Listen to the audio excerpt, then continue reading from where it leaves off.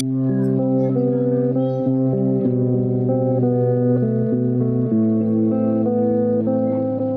ang ganda naman ng earth mo. Siyempre, gawa pa yun ni Mama. Uy, Kai, patingin naman ang earth mo. Oo nga, Kai. Excited na akong makita yung sa'yo.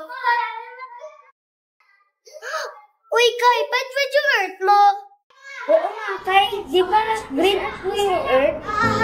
Nasusunog yung earth niya. Yan ni Mama.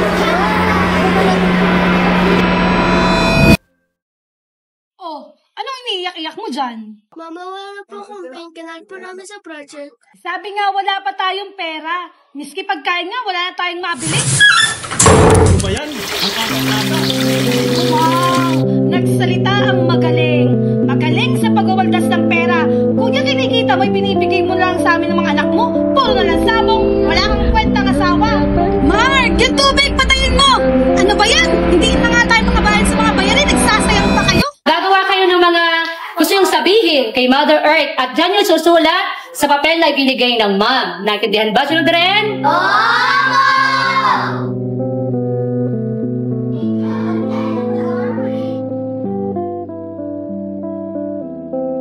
Dear Mother Earth, ang pretty-pretty mo po.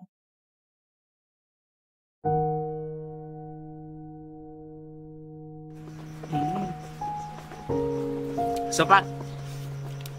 Mother Earth, thank you po sa mga foods and fresh air na ibinibigay niyo po sa amin. Mukhang wala pa talaga kamama ang mga batang yan, Kuya. Totoo.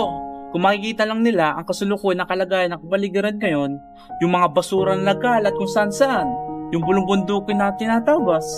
Yung Chocolate Hills nga, Kuya, tinatayuan na ng resort. Parang hindi na tayo makalanghap ng sariwang hangin ngayon no? Simpleng bagyo pa nga lang kahit wala pang storm surge, lagpas taon agad ang baha. Ang mas malala pa dito, naging normal na sa tao ang climate change. Nakakalungkot, Kuya, no? Sa pagiging tao natin, nakakalimutan na natin ang pagiging makakalikasan.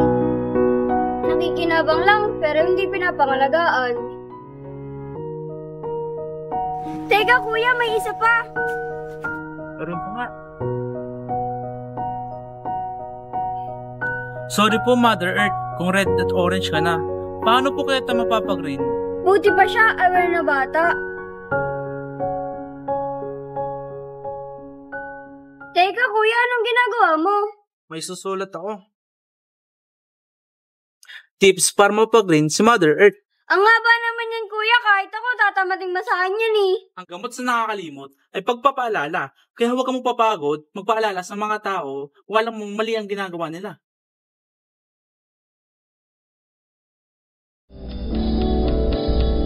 Sundin mo lahat ng mga nakasulat dyan, ha? Tips para mapag-green si Mother Earth. Conserve water and energy.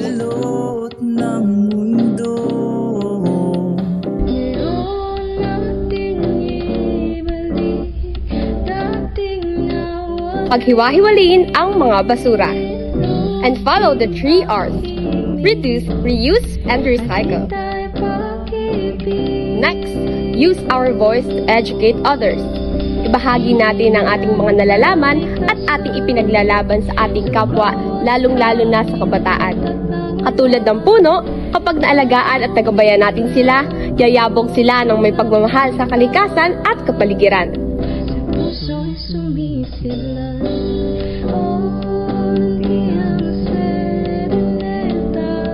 And lastly, never stop fighting for nature.